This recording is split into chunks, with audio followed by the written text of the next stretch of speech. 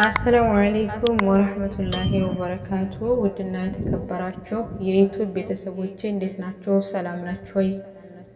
ሰላም ብያለሁ ሁላችሁንም።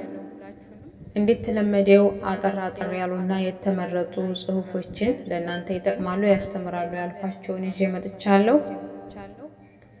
ሰዎች አንዳንድ ጊዜ ችግራቸውን እንድንፈታላቸው ብቻ አይደለም የሚያማክሩን፣ እንድናዳምጣቸው ስለነርሱ ምን ያህል እንደምናስብ እንደምንጨነቅ ለማወቅ ጭምር ነው። መስጠት፣ መለገስ፣ ቸርነት፣ በጎነት፣ መልካምነት በገንዘብ ብቻ አይደለም። ስለ ሰው ማሰብና መጨነቅም መስጠት ነው፣ መለገስ ነው። አንዳንድ ጊዜ ሰውን ማጽናናት ብቻውን በሚሊየን ገንዘብ የማይተመን ዋጋ አለው።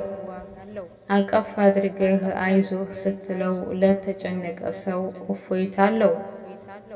እናታችን አኢሻ ረዲየላሁ ዐንሃ ላይ ያኔ መናፍቃን የቅጥፈት ወሬ ባሰራጩ ጊዜ ታማ ቤቷ ተኛች።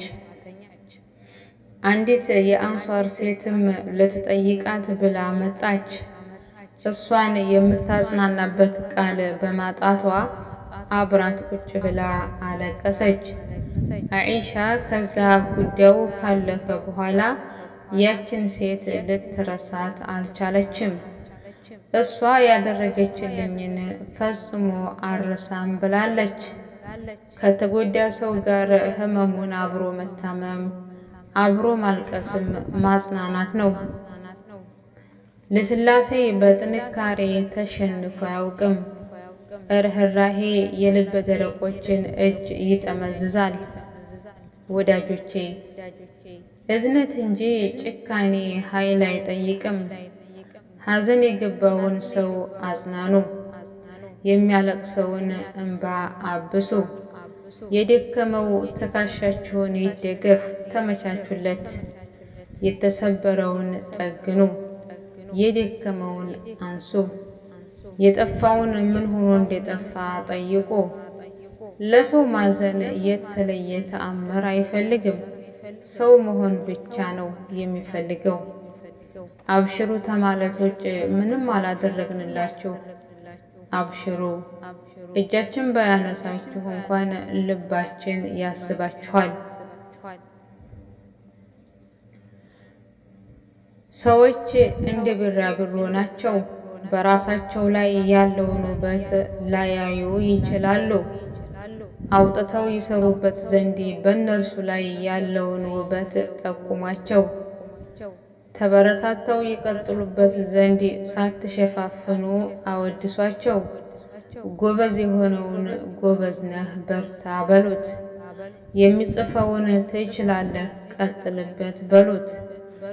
ተስፋ ሳይቆርጥ የሚለፋውን አንተ ለብዙዎች ምሳሌ የምትሆን ሰው ነህ በሉት። ታጋሽ የሆነውን ከራስህ አልፈህ ለእኛም ተርፈሃል በሉት። ቤተሰብ የሚረዳውን አላህ በጥረቱ እንደሚመነዳው አስታውሱት። የንጹህ ልብ ባለቤቶች በአንድ ሰው ላይ ላዩት ነገር እውቅና ይሰጣሉ። በወንድም እህታቸው ላይ ላዩት መልካም ነገር አይደብቁም።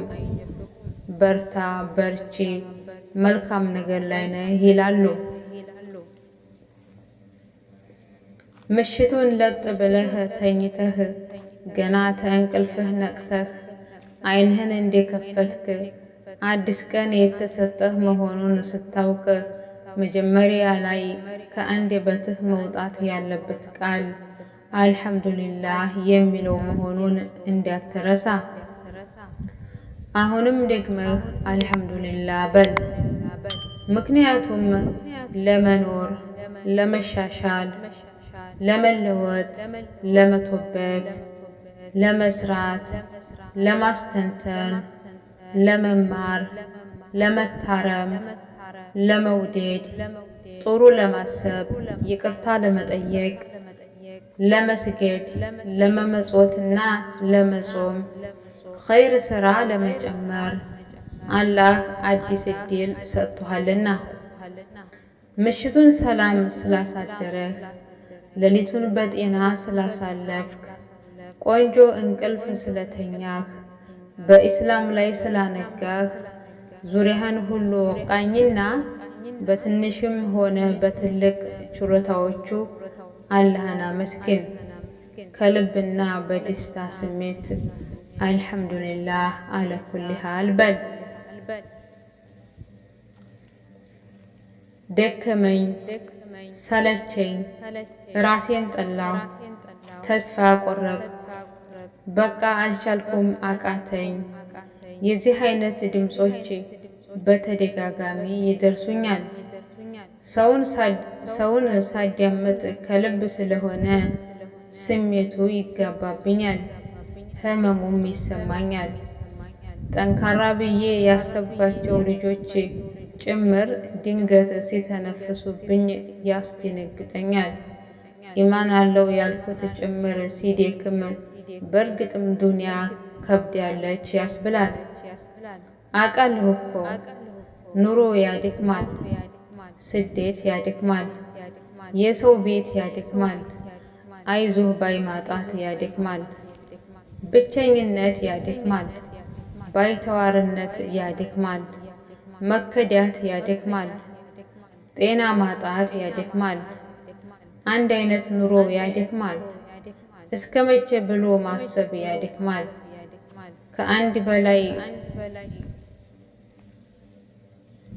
ከአንገት በላይ መሳቅ ያደክማል፣ ሰው ለሰው ሳያውቅ ሲቀር ያደክማል፣ ምን እየተካሄደ መሆኑን አለማወቅ ራሱ ያደክማል፣ የጥቅመኛው ብዛት ያደክማል፣ የውሸታምና የራስ ወዳድ መበራከት ያደክማል።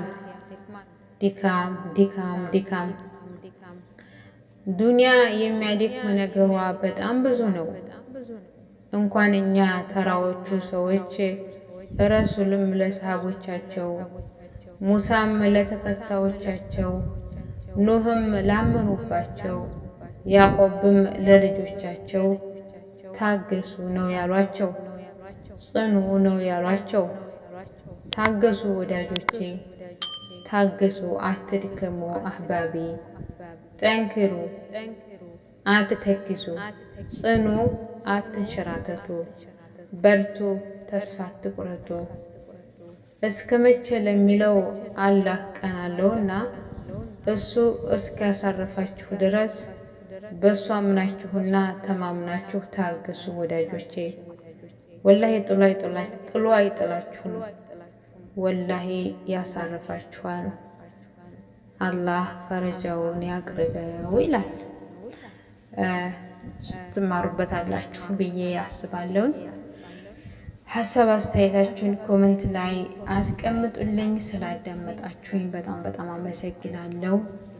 በቀጣይ አስተማሪና ጠቃሚ በሆኑ ጽሁፎች እስከምንገናኝ መልካም ቆይታ ይሁንላችሁ።